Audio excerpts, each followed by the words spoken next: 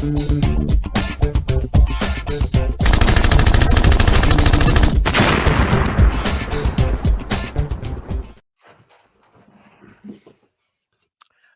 and welcome. I'm the Restless Kaiser.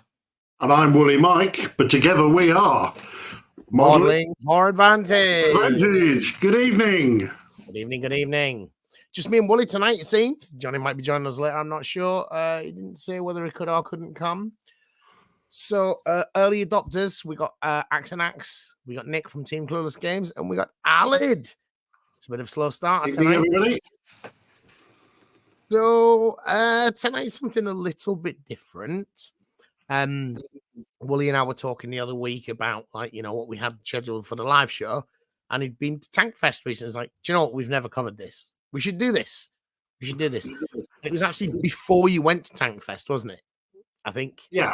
We'll take a load of pictures and we'll just show people what it's like. So, to begin with, then, Wooly, why don't you tell them what Tank Fest is? Well, to be clear, we're actually covering Tiger Day. Oh yeah, today. But the Tank Museum have several major events during the year. Tank Fest is a 3-day event where they have visiting tanks, reenactors, stalls. You can buy almost anything if you're a reenactor. And twice a year, once in the spring and once in the autumn, they have a dedicated Tiger Day. And that's when they actually get 131 out and drive it around the arena.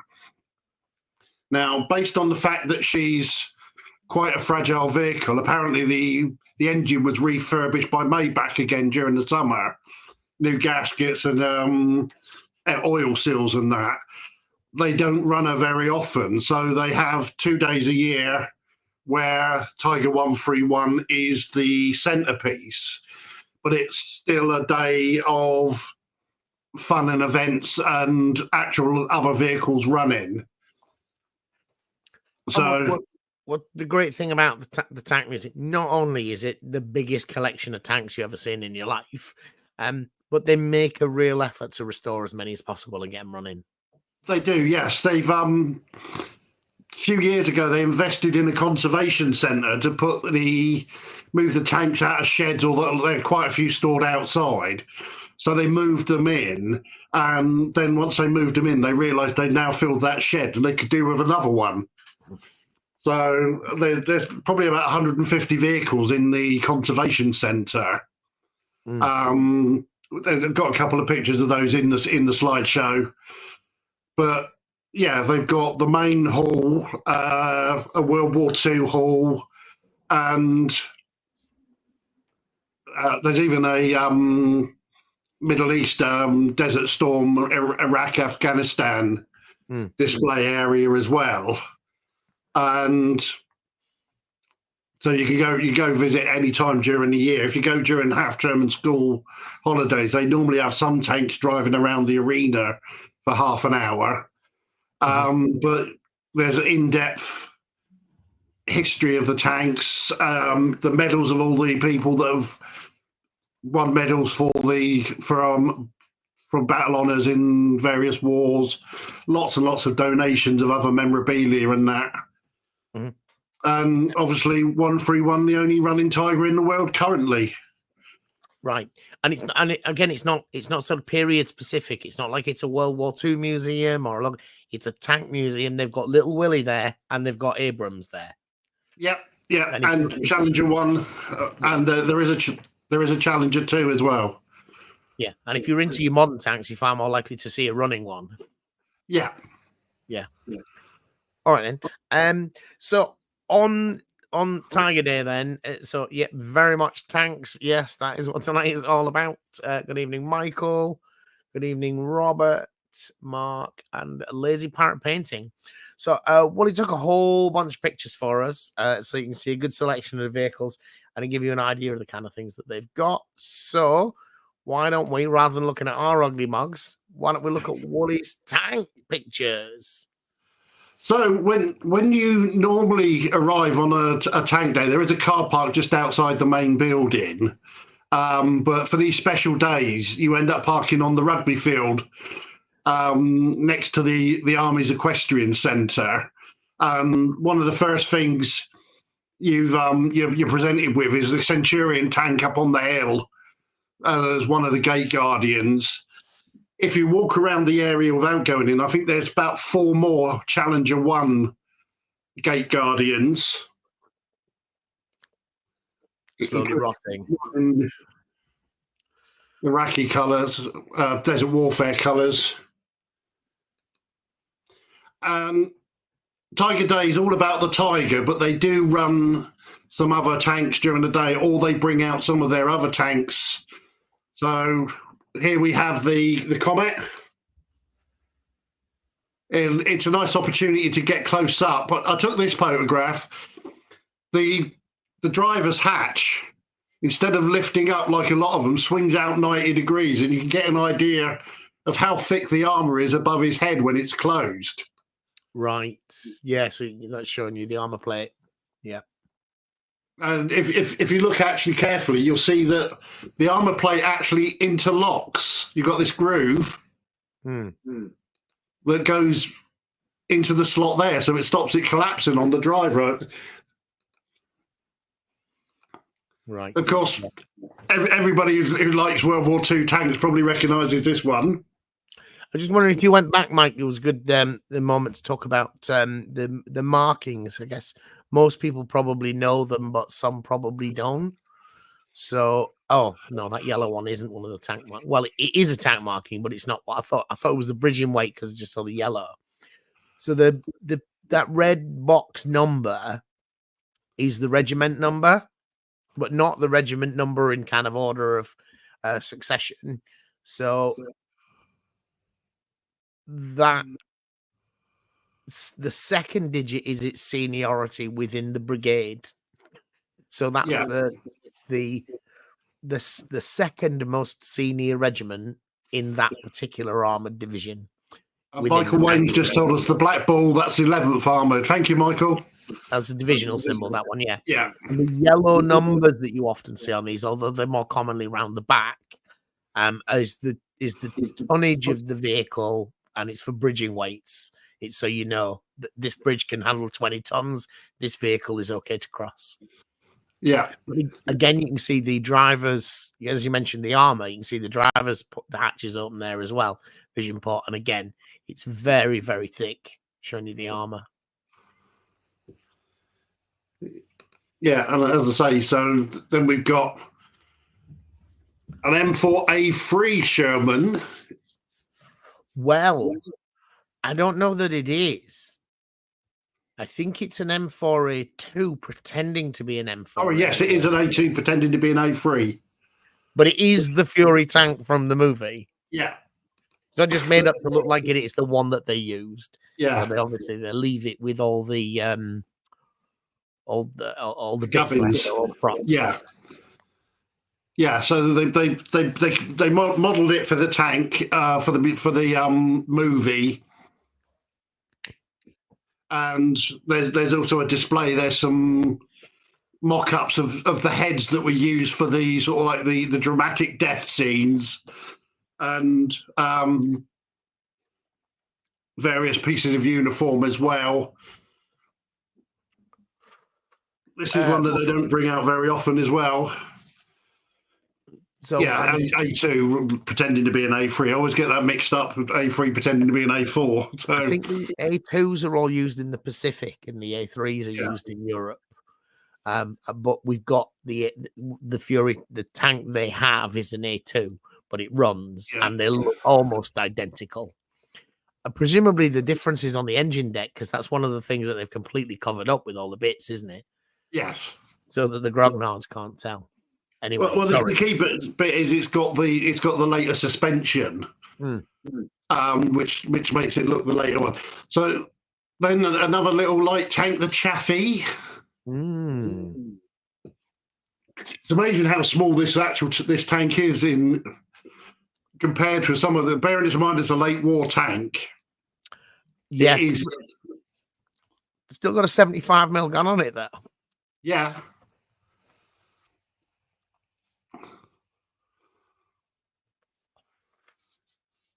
Yeah.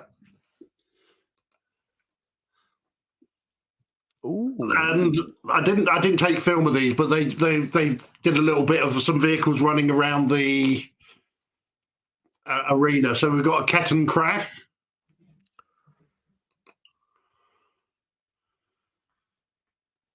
SDKFZ2.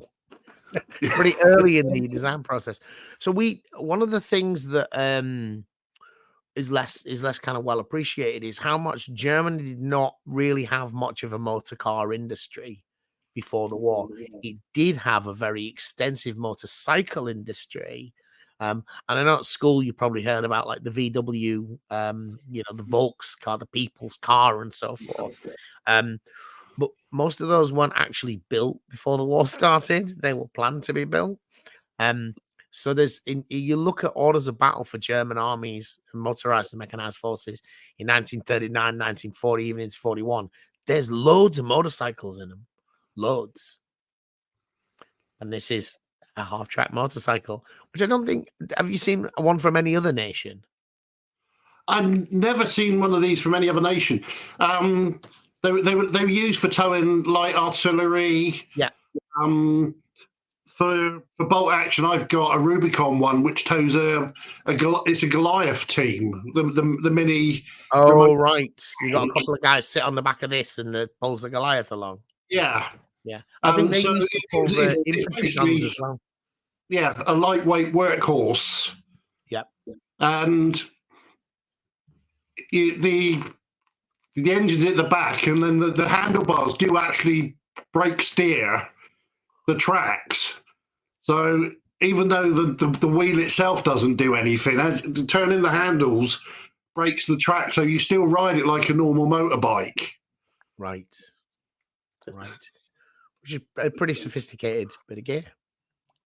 It goes a fair lick as well when they take it around the arena.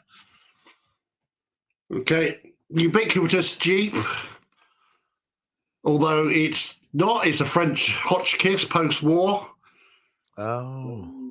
So during the Second World War, lots and lots of Jeeps were shipped to America, from America to France, and lots of pieces were left behind. And so they carried on building them after the war under the Hotchkiss brand. And as the parts ran out, they started making their own parts. So if you're going to buy yourself a vintage World War II Jeep, get it checked first, because it may be a post-war Hotchkiss instead. Right. Which looks identical, presumably.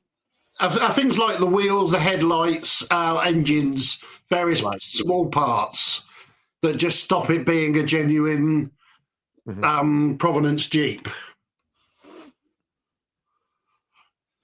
The forefront of early war British light armour. And that is a car with armour. Yes. And that armour looks like boilerplate to me rather than armour.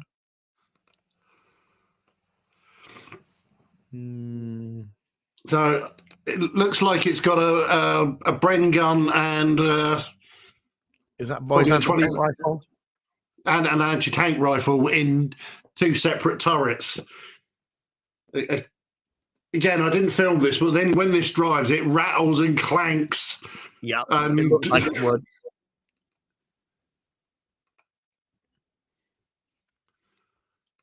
Yeah. Ubiquitous Daimler Dingo. That's a good-looking car. So how small is that? Sorry? How small is that? Let's see. Well, there's the Humber. And you can see the size of the board in front of the Humber. And then you look at how high the same marker board. Yep. You know, it's probably about just slightly bigger than an original Mini. Right. You know, two people in there, very, very cozy.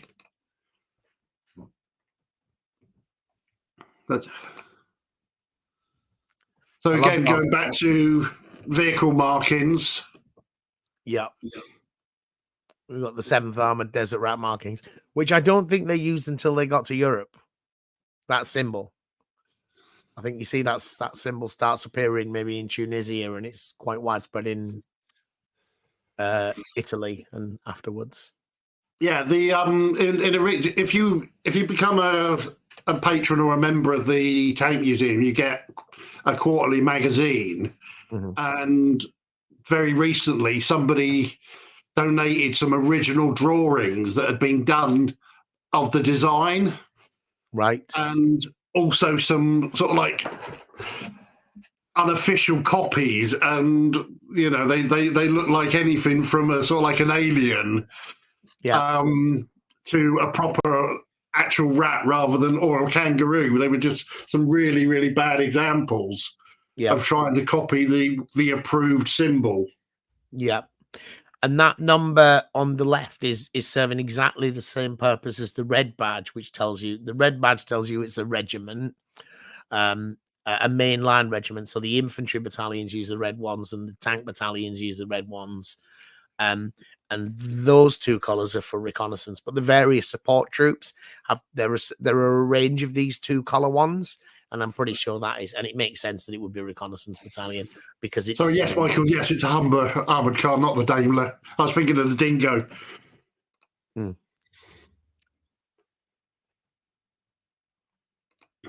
Yeah.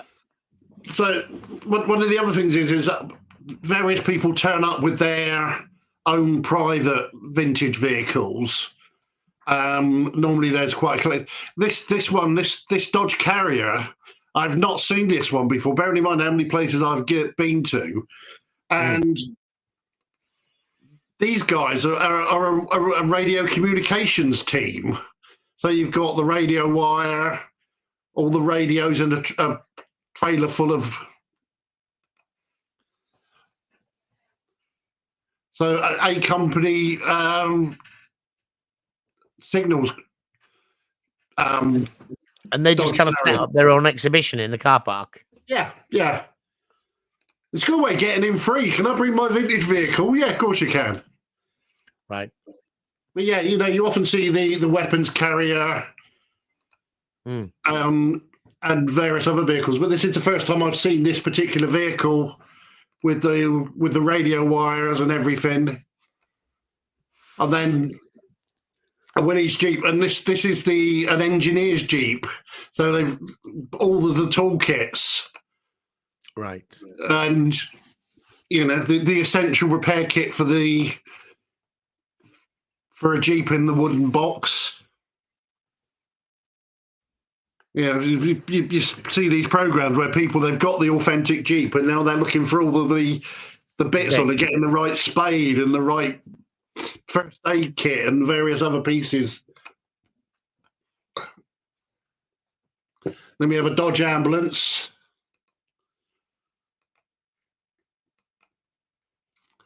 And a 30 cal weapons carrier. This guy was actually letting people climb up and take photographs firing the 30 cal. That's quite unusual, actually. People don't like you touching their vehicles. So from just outside the cafeteria, this is like a bit of a panorama shot of the main hall. And this is just one of the halls. So down in the bottom left-hand corner, we've got the First World War. You can just about see here the red and yellow striped Panther that they've got. DD tank. Then there's another Comet, a Firefly, a Churchill Crocodile, Centurion. It's a massive, great big hall. It takes you quite a while just to get around this. And then obviously Willie, isn't it? That's the original display version. Yeah. Yeah. And that's on a rotating turntable. This is a replica, and then on the other side, they've actually taken the side off so that you can climb in and see what where all 7 driving and working positions were. Because these things had 2 drivers and like 5 engine guys to change gear and the engine is in the fighting compartment and is really hot when it runs. And when you can see that, it's like, where do I stand where I don't bash my head on something sharp when it moves or burn my hand on the engine? No, that's part of working in this environment. Yeah, sadly, the light in this area is not that great. But for those of you doing Clash of Steel, we've got the Tortoise. Absolutely huge, great. I took this shot. This is a chieftain, but it's called the Khalid, and it was like an export one that was going to be. I think it was for the Iranian army or somebody like that, and you can just see that's a chieftain track, and that's the Tortoise track. Just to get an idea of how big this.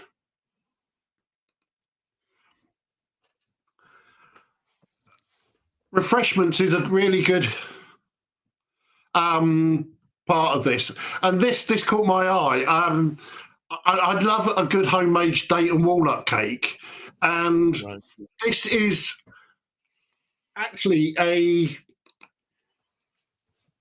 1930s vehicle that was converted to a tea room for the WVS during the Second World War in the Blitz, and they haven't restored it, but they conserved it. And so this is a nice little bit of history, actually having a cup of tea and a piece of cake.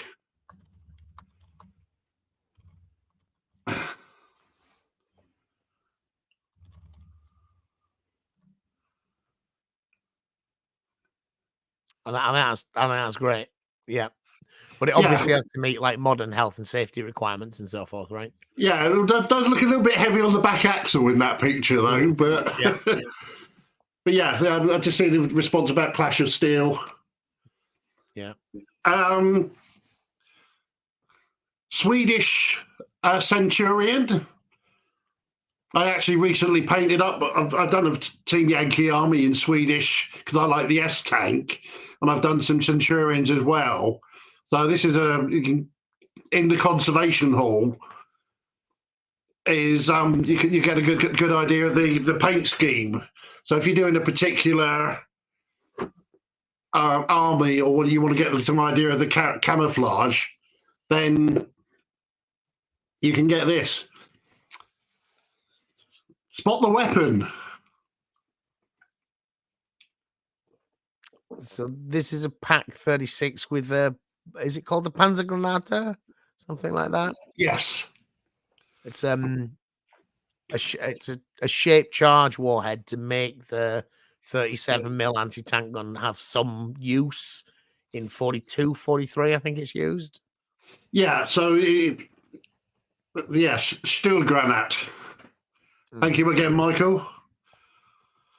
Yeah, it's I've seen various pack weapons, and they've got some firing examples, blank firing examples that the Tank Museum have got. And then, if you remember in the Fury movie, there's a scene where they take on some Pack 40s. Right. One of those is actually a Tank Museum Pack 40 that fires blanks. So this fires. You put this on the end of the tube and then put in a extra charge blank. So it's got more powder in it than a normal charge round, and then it just basically propels the shape charge off the end. This is their other Tiger 2 tucked away in the back of the conservation centre. To be restored one day when they find £1 billion they don't need. Yeah, that's next on the list. Yeah. So obviously on the day they run Tiger 131, and this time they did it was a mock battle where an abridged version of how Tiger 131 was captured. And so they ran various vehicles. So the first one they ran was this Churchill, which by the powers of magic. Oh, right. Yeah. So Mike did take some videos, which we intend to use to make some shorts.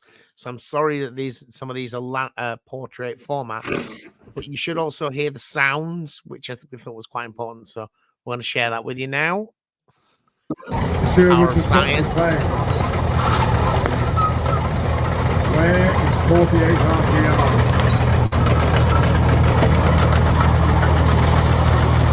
The answer is here. Here they come.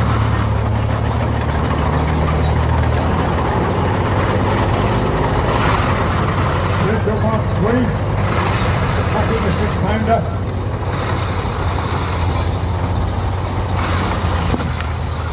In fact, the Sherwoods are so desperate, they're laying down so much fire on the African core and on the ineffective fire on the Tiger, they don't even realise 48 RPR's arrived on an eminence behind them.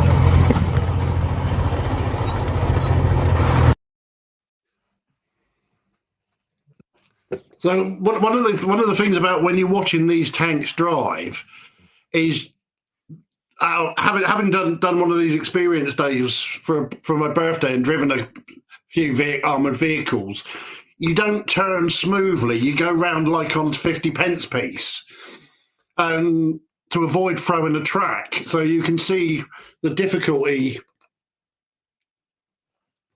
of the driving, and you can imagine in the heat of a battle, you make a sharp turn, you throw the track, and you what common referred to as a mobility kill.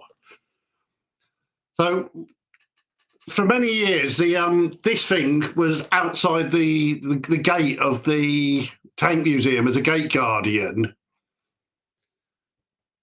The FV 4005. It's a Centurion hull and a 183mm gun. It's the largest gun ever put on an armoured vehicle. And the one that was on display was the original turret, but it was on a Mark 12 Centurion. So they did a crowdfunding project, and they were able to mate it with a Mark III Centurion hull to actually bring it back to original condition. And you've got this massive, great big spade on the back that, because the brakes weren't good enough. If you fire the gun, the brakes weren't good enough. So drop this spade, a bit like the big American 155s and that. And there was you had to have the gun pointing forward. If you put the gun to the side and fired, it would fall over because of the recoil. But you can see how small that, even though it's a big turret, the fighting compartment for the gun is very, very small. So this is, I mean, it obviously this is a ridiculous weapon system. It is, but this is also a early Cold War weapon system in the infancy of missiles. Nobody's had a war where tanks firing and guided missile systems are shooting at each other, and it's not really clear that missiles are definitely the future. And indeed, we're still using tanks today. And so you've got to be considering, yeah, but what if they do make a bigger gun that's longer range, right? Because accuracy is going up a lot in terms of that. And we know from the Second World War, if you've got a powerful enough gun, you shoot first, you win. Because the second shot's normally the killer. So people were still looking at this. Not many people built something like this because it was impractical, but there was a genuine fear. What if the other side manages to make something like this that's practical, and how you make a practical one is make an impractical one and make it better, make it better, make it better, make it better. So this is the future that never was, but it was something that they didn't know for sure was a dead end. Yeah. Right. So it's a little historic curiosity. I don't know whether other nations did make a couple of prototypes like this, but I don't know. That is a truly enormous gun. Well, And yeah, 'cause actually, in terms of fighting in Europe, if you get yourself some maps, you'll see that you can't see in a straight line for more than a mile anyway. So it's a bit moot. You don't need to shoot further than that because there'll be a hill or some trees in the way. But anyway. But yeah, you see this the two ideas. You've got the Tortoise, which was a large gun on a massive chassis, and this is an even bigger gun on a more regular chassis. And again, part of the project was that they wanted this to be a running vehicle. So QVT. Yeah, I mean, it could be that this was the Firefly of the mid-50s, but it turned out that that wasn't the way that things went. But that was kind of, concept. So do you want to run the video on this one, Mike?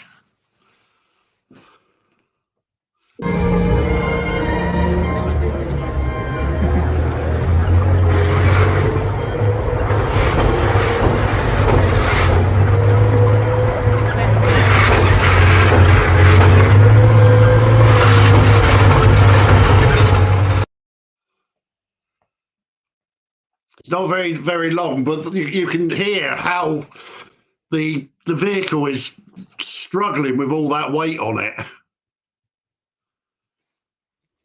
Yeah, those screeches are not good, are they? Yeah, and that's one that's well maintained in a it's the engine's been overhauled. It's basically a new vehicle. It only first run at Tank Fest this year.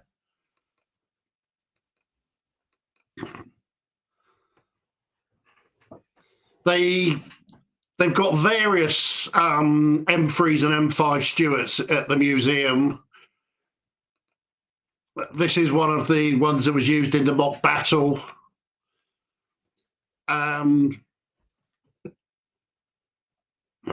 If we do this.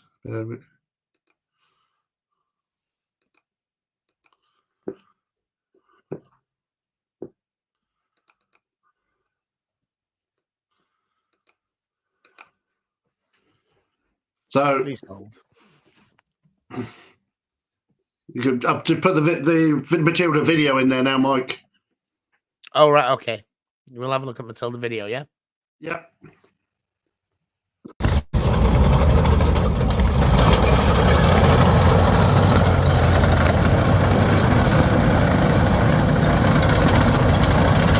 it's the village.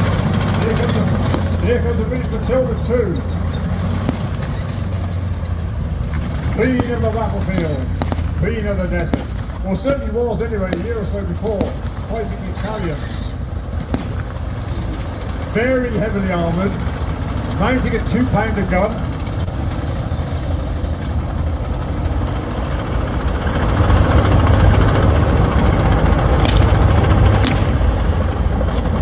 The Afrika Korps have been forced to give up their anti-tank position, so they are vulnerable.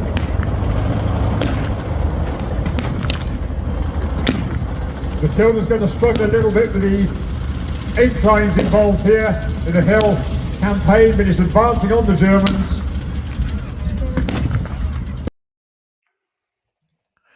Oh, Matilda 2. Bit of a war gamer's favourite, though, isn't it? It's the King Tiger of the early war. Yeah. Yeah, Matilda 2. Love it. A few of these, I think, are in France, but it's really famous for the desert. The kind of 1940-41 desert campaign against the Italians in particular. But apart from the 88s, the Germans didn't have anything that could take this thing on either. Yeah, that's chronically low speed. And always in a number of actions in the desert, these things are operating alongside Crusaders, and they're like half the speed. So it just doesn't work out well. But it is a great tank.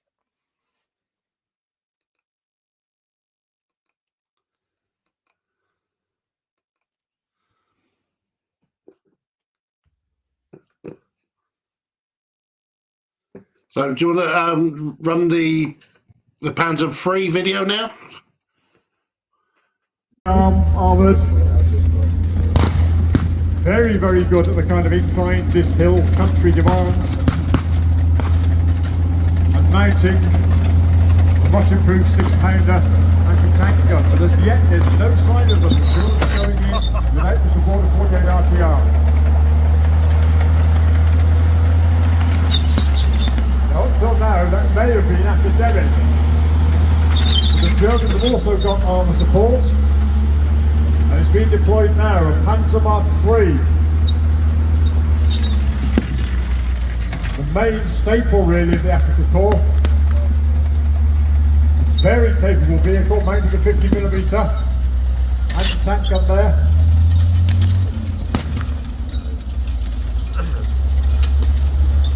Now this could change things fundamentally.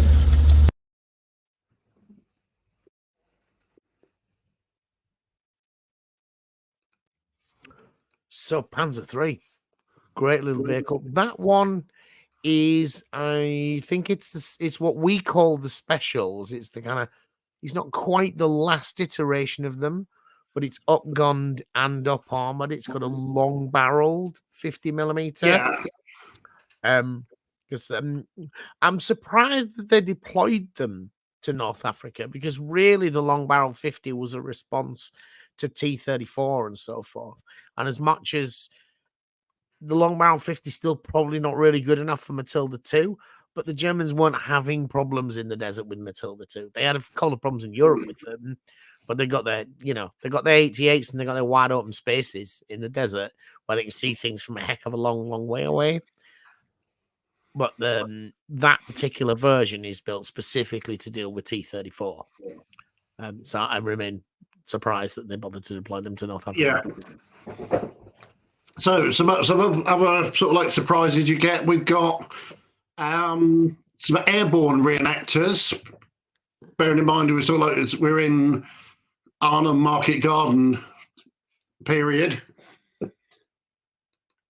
So airborne jeep and 6-pounder gun,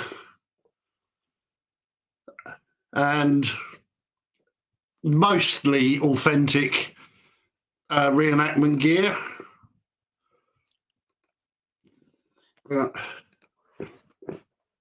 Unfortunately, I was caught by surprise by this display. So there is a bit of video, but it's from a distance of them rapid firing the 6-pounder. We can have a quick look for those of you that have watched the 6th Airborne review video that we did. You'll have already seen this, but you can hear it fire at least. So we'll have a quick look.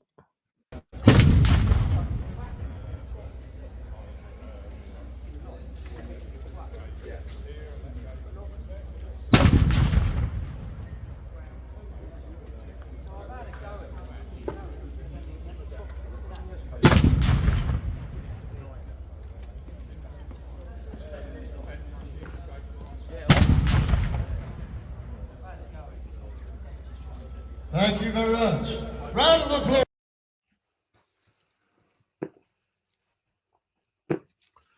6-pounder. And then obviously during the course of the display, the various tanks come in, and they most of them fire in blank rounds. The Panzer III, the M3, and the Matilda all get blown up with pyrotechnics going off on the various parts of the engine decks and so on. The Churchill and a captured Pack 40 are the alleged vehicles that took down Panzer 131. There are varying stories, but nobody actually knows who actually disabled the tank, but it was a mobility kill. And the crew evacuated and left the vehicle on the battlefield. So they do this little montage, finishing up with the Tiger.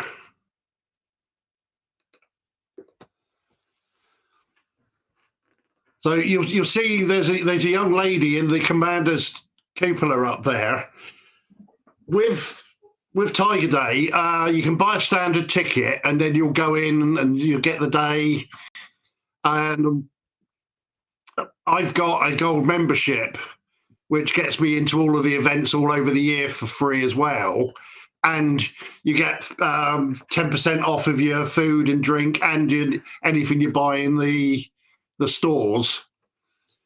And on Tiger Day and Tank Fest Day, you can buy premium tickets. They're about £300. But basically, you get there in the morning and have a breakfast. You get a private lecture from David Woolley, the chief curator of the museum, private tours, guided tours, meals through the day, and premium seating for the displays. And you can actually buy the seats in these vehicles to actually ride in around the arena. I believe that this year the seats in the Tiger Tank were actually raffled during the course of the year. So you can have the normal experience, you can have the luxury experience, or you can go and try and get the ultimate experience. Very nice. I wonder how much those raffle tickets are. I can't remember.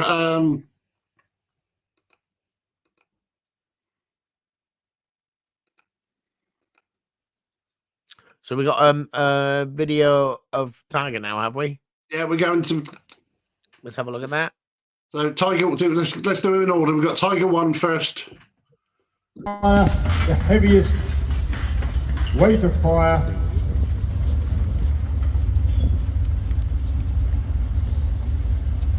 Now the Panther 3 is moving to back up the African Corps. So the Sherwoods have been forced to withdraw to the first line. So that's in that position. MG34 already.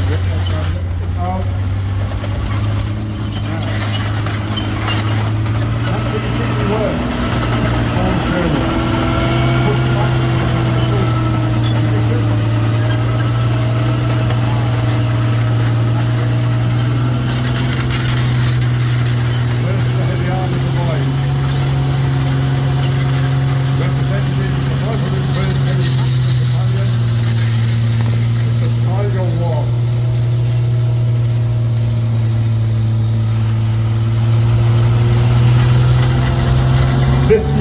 Tons, 88mm gun, 100mm frontal armour.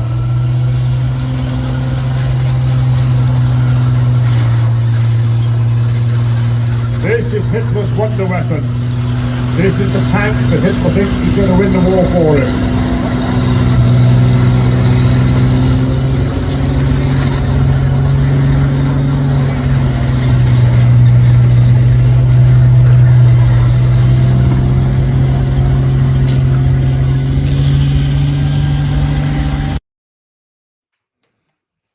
Such a distinctive sound, isn't it? The sound of the Tiger, the squeaking and so forth. Yeah, well, it's all of them. But it actually it sounds one of the smoothest. When you hear him turning, like Michael Wayne says, the Panzer III was really, really squeaky.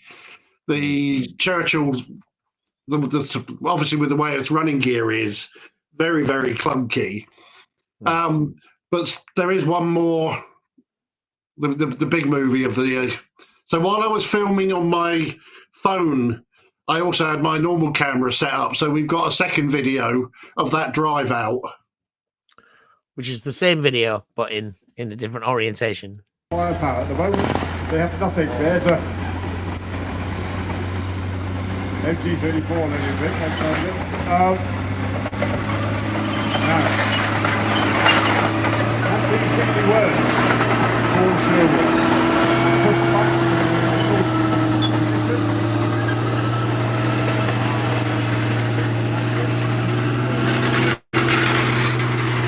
Where's the heavy armour provided?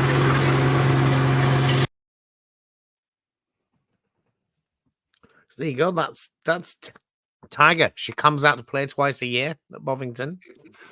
Yeah, and as I say, in the mock battle, they use pyrotechnics and that.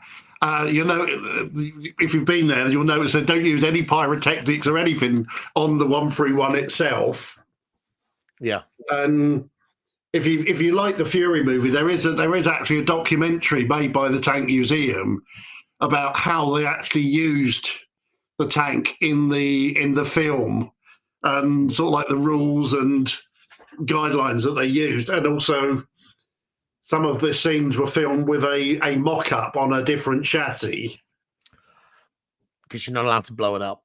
Yeah, to limit the running time of her. But it's a fantastic day out. Yeah, even just a day out at the Tank Museum there's just so much to see over such a large site. And through World War One, if you've seen the film War Horse, they've even got the replica Mark V tank from that in there as well. So you can see 3 film stars. I love the place. It's about an hour and a half's drive from me, but hopefully, if you haven't ever been able to get there, this gives you a little bit of an insight. We'll post up some more of this and the rest of the photographs on the website on like a blog a bit later on. And obviously, we'll post the videos as well. Short for you. There's 3 events a year where they run the tanks, right? There's Tank Fest, which is a big multi-day thing, and there's 2 Tiger Days. 2 Tiger Days where they run some tanks, but they or armored vehicles. They run like I say, they run from the Kettenkrad up to the FV 4005, and then Tank Fest. They often have Challenger 2. I didn't make it this year, but they had the fleet of the various vehicles that are used in the front line by the British Army now. They had Ajax running as well, the new infantry fighting vehicle, and it was running, which is a. I was going to say, I don't think Ajax works, does it? It doesn't work to the satisfaction of the MOD. It's not in service. Yeah. It's not expected to be for another 2 years, I think. But yeah, these days I think they're worth pointing out, because for most people, that's a trip to the Tank Museum is a fair hike. For some people, it's even a flight, and it's worth knowing that there are these couple of signature days a year, which you'll need a special ticket for, but where there's just a lot more going on. Really, it's much more. You know, if you're gonna make the trip and it's more than an hour or 2, have a look out for these, because they are a trip on that size. You're going to plan a month or 2 in advance. There's probably one coming up. Probably go to one of them, I think.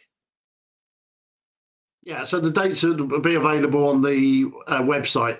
Last year's Tank Fest, they had an M50 and an M51 Sherman. So the post-war Israeli upgraded one. The first time I'd seen either of those. Yeah. They've a Japanese Hargo, T-34-85. They had this year. They had an IS-3.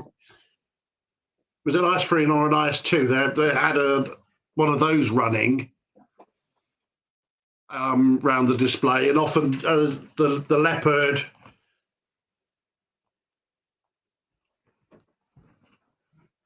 Sorry, Michael Wayne. Yeah, I've got in my archive. I've got some photographs of them from that day. So. But it's one of the things we've been talking about, isn't it? There is some space on the website, and we're looking at having like a WordPress bit where you're gonna, because for anyone that doesn't know Wooly is actually quite a busy guy with his weekends, either refereeing or stadium announcing British American football when he's not down here making videos with me, and much of the rest of the time he's touring the country looking at museums that he's not been to or places of military interest. It was like, you know, and we talked a little bit about what was a good way to use this within the channel, and I think come to the conclusion, I think a blog roll, Wooly Mike on tour. So because it's good to know some about these kind of places often, because there's time and money involved. So if we can, you know, maybe on a live show you, or on a blog saying thinking about going there. I'll have a bit of a read, see if it's worth my time. Yeah, because I'm located on the south coast, there's quite a few museums related to D-Day and other aspects of D-Day, just not just the military side of it. Yeah. I did actually notice it popped up today. I might go to RAF Lynham on Sunday because the Royal Electrical, Mechanical and Engineers Museum near Lynham is having a model in gaming day. Right. Yeah. Right. Okay. Well, that was Wooly Mike's review of Tank Fest. No, Tiger Day. Tiger Day, not Tank Fest. The folder of photographs he sent me was called Tank Fest. Just to that's what confused. That's why I keep getting it wrong. So a couple of other things to say. There's going to be a little bit of a gap in terms of live shows. It's nothing serious, but I'm long overdue some minor surgery, which I'm going to have on Friday of this week. And I might not be able to make videos for a couple of weeks afterwards. I'm not sure what the kind of healing time is like. Let's just say it will affect me sitting down. We'll leave it at that. So I've tried to get ahead. There's quite a few reviews that we've been making that some of the stuff is in the members area, some of the stuff isn't yet, but there will be still a schedule. There will be some videos over the next few weeks, but there won't be anything new done from Friday for a couple of weeks. The next live show we have planned is on the 5th of November, which I'm quite excited about, and I think you will be, Wooly, because Stuart Macadoodle from Great Escape Games as they've announced their new Kickstarter. They're going to be doing plastic mounted cowboys for Dead Man's Hand. The stuff that they're doing just keeps getting better and better. I'm really pleased to see so many companies dabble in a little bit of plastic. It costs them quite a bit of money, and the range just seems to kind of die after that. But they've been after their first plastic gunfighters, they've been accelerating the pace at which they are making new plastic stuff for Dead Man's Hand, and no one else is doing it, which is absolutely great. If you're playing a game with 6-7 figures, you want a lot of modularity. So I'm really pleased to see that. And I think that's also interesting for the game because I don't think that they've had mounted figures in the game before. There were one of the expansion books, aren't they? Yeah, there were rules in some of the games for riding and riding in carriages and on carts. But they were sort of like you had to go and buy specialist metal figures to do that from third parties. But their plastic horses look really, really good. And presumably they've got similar body shapes, so you can remake the same figure mounted and dismounted, use the same arms, weapons in the same scale, which is always an issue with a metal figure versus a plastic one. Metal figures don't all have the same size rifle. Yes. But plastic ones do because you reuse the same rifle. Yeah, there's lots of customization on the cowboys and the lady gunfighter sprues as well. Yeah. So I'm keen to see the new sprues and see how good they look. Same. And I'm just really pleased to see the smaller companies doing well and really like running it with a niche. Is like people like this. Let's just do more and more and more of that. And I'm still excited by just about every new plastic sprue that isn't Warhammer, to be honest. This whole, there's not enough for me. I still have a lead mountain, and I do still love lead. Almost all my bolt action figures, by the way, are Black Tree metal. You may not know that. If you've seen them, they are older than older than some of you watching, I imagine. Those figures, I've had them since the early 2000s. It's only newer armies that are built in plastic, but given the choice, plastic frame every single time. So Mike, I think we recorded both the Clash of Steel videos, didn't we? Yes, we did. Yes, we've done those. So the question is whether I get those edited over the next 2 days or not, as to whether you'll see them in the next few weeks. But they are done. We recorded a how to play Clash of Steel video when we were in the summer Flames of War HQ, and I'd just forgotten that we'd done it. It's been sat there forever. I'd forgotten. One of their guys talked us through the game, and it's really good. So you should see that fairly soon. There's been quite a few Warhammer releases lately that I was interested in. Now I know a lot of you are not interested in the Warhammer stuff whatsoever. But from the channel's perspective, I do cover the stuff that I'm interested in. So you'd seen the Necromunda. We've got the new Kill Team box downstairs, and I am quite excited about that. I'm not excited about the Vespids in it, but the Kill Team rules have been tidied up for Kill Team 2024. I think it's a good game. I think it's a lot better than Warhammer anyway. Although probably one-page rules is better than both. But don't suddenly feel like, if you suddenly see there's like 3 or 4 videos in a row, Warhammer, we're not been taken over, we're not changing direction or anything like that. There's just been a slew of new releases. And in fact, you've seen so many reviews recently because in the past 2 months, enormous amount of stuff has been released. I don't know whether that's to do with marketing cycles or whatever, but all of the big companies have released a lot of stuff recently. So we're quite behind in getting that stuff out by only pushing out 1 or 2 videos a week. But that stuff is coming. I hope you all enjoyed the show. I think that's about it from us. Anything I've missed, Mike? No, just about to add to Michael Wayne's question. No, it's not just World War II. The Portsmouth Dockyards of Naval History, I'll go there. The Royal Green Jackets Museum in Winchester goes back to Waterloo. They've got a fantastic diorama of the Battle of Waterloo in their museum.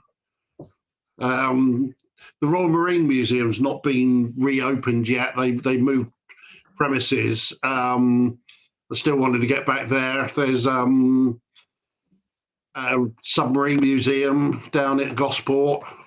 Because you're down that end of the world, aren't you? You are in Southampton. You are where the Navy is, or at least a chunk of it. Yeah.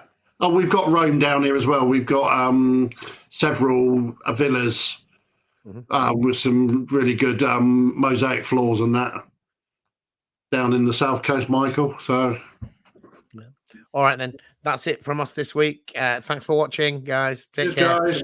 Bye-bye. Good night. Good night.